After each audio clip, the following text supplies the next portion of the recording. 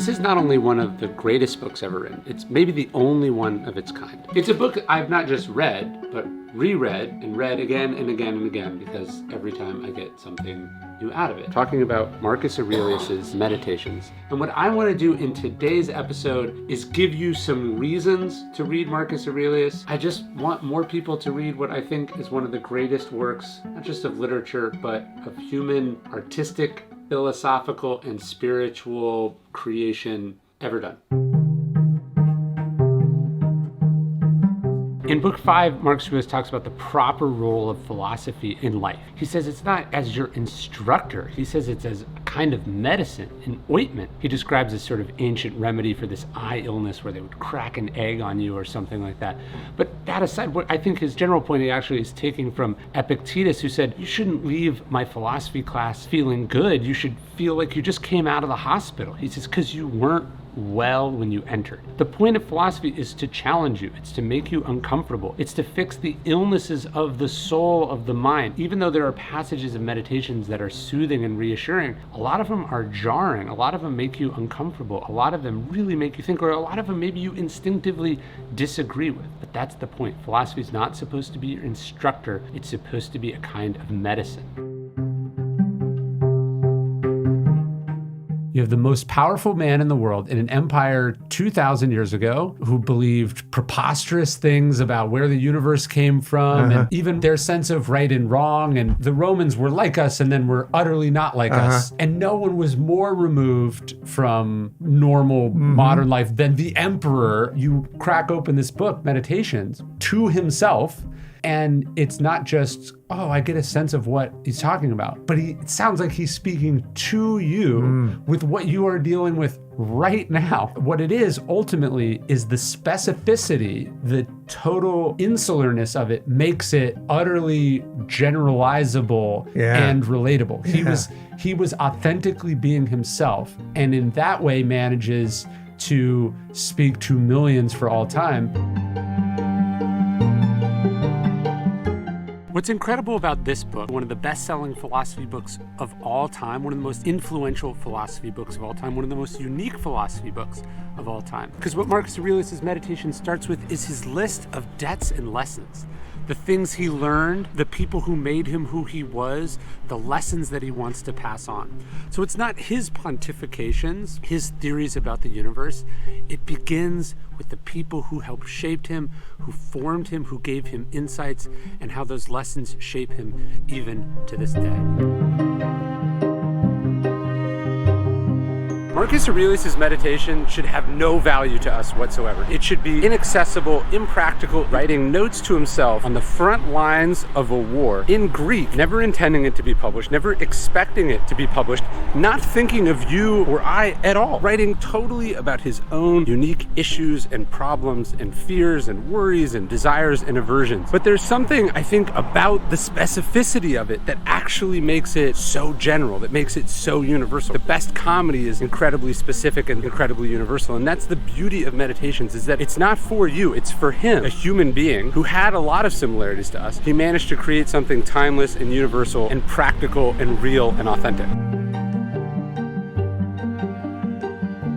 So this is not only one of the greatest books ever written, it's maybe the only book like it ever written. Just imagine the most powerful man in the world sits down to write notes to himself, never expecting it to be published, not thinking about an audience at all.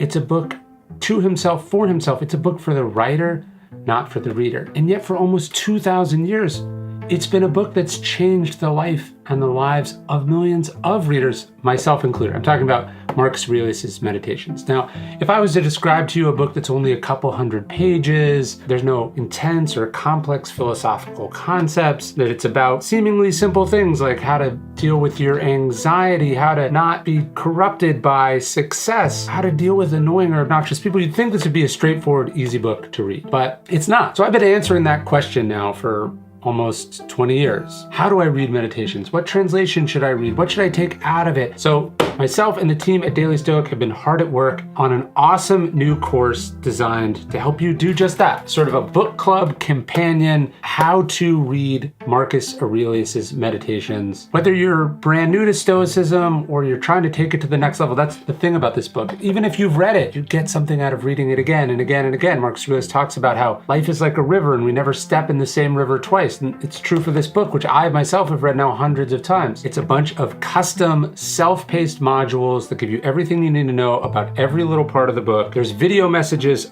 from me. There's a calendar to help you track your progress as you're reading. Then we're going to have a little group where we all get together and talk about these ideas. There's a reason this book has endured for so long, and there's a reason it's changed the lives of so many people. If you want to get the most out of it, if you want to understand what's really going on between these two covers, you can head over to dailystoic.com/meditations and sign up right now.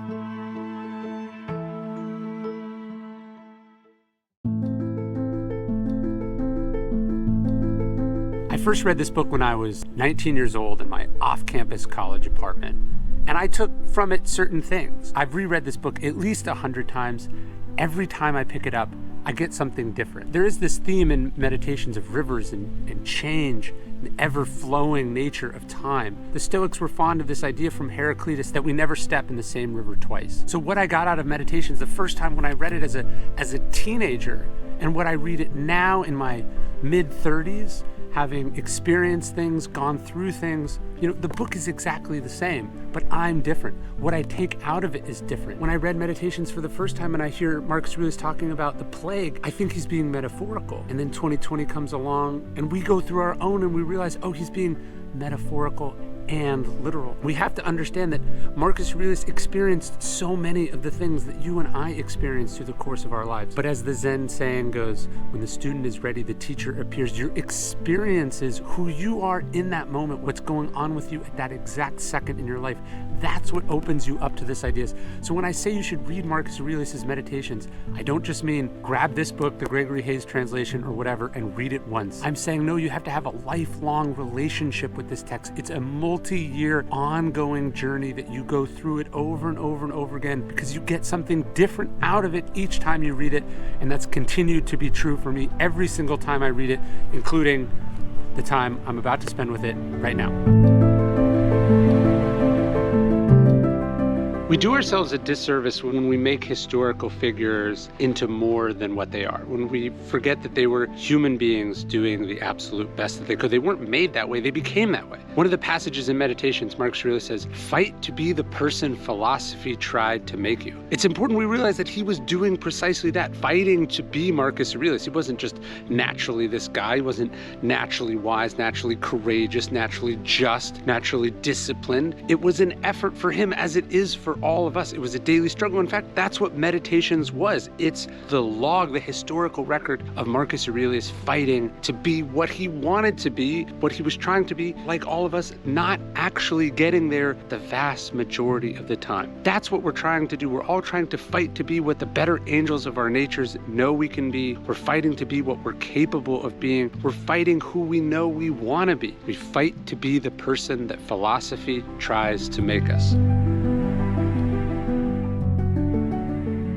The reason we study the greats is simple. Wordsworth said, the lives of great men all remind us we can make our lives sublime. We study Marcus Aurelius and Seneca and all the Stoics, all the greats and not so greats of history to remind ourselves what's possible. And then he says, and departing, we leave behind us footprints on the sands of time. His point was that our own exploits and deeds, our courage, our justice, our temperance, our wisdom, what we leave behind us can inspire the people who come after us. You think of Marcus Aurelius leaving Meditations behind him. What are you leaving behind? What's your legacy? What are you doing? That's the question for today.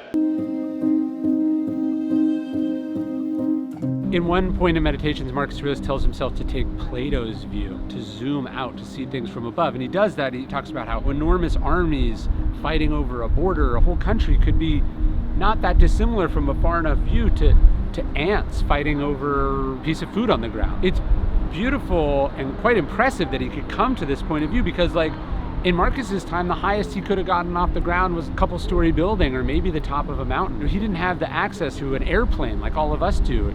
He would have never seen the blue marble photo, which showed Earth from space. But when you get to Plato's view, you're just reminded how inconsequential most of the things we get upset about are. And then you are also reminded of how interconnected and interdependent and together we all are. Marcus says this too, that the borders don't matter, that vast oceans don't matter. We're all in this same thing together, and that we are tied together more than we'd like to think that we are. So this is what's crazy about Marcus. So Marcus lives in Rome. The Romans speak Latin, but the philosophical language at that time was Greek. So Marcus was writing to himself in Greek. When you read those passages or you listen to them and you're just like, that is one of the most beautiful things I've ever heard. Like there's this one passage where he's like, a stalk of grain bending low under its own weight, the way an olive falls to the ground. He talks about the way that when you put bread in the oven, it breaks open on top, and we don't know why that happens. It's just this like beautiful inadvertent act of nature. He's just like writing like a poet, like a great writer. And again, he's writing in his non-native tongue to himself, never expecting anyone would see it. It'd be like finding out that's like a comedian is like funny in their diary. You're just like, wow, you're just naturally that. You're not turning it on or off. Right. It's just like intuitively part of you. Every day I send out one Stoic-inspired email totally for free. Almost 1 million people all over the world. If you want to take your Stoicism journey to the next level, I would love for you to subscribe. It's totally for free. You can unsubscribe at any time. There's no spam. Just go to dailystoic.com/email. Love to see you there.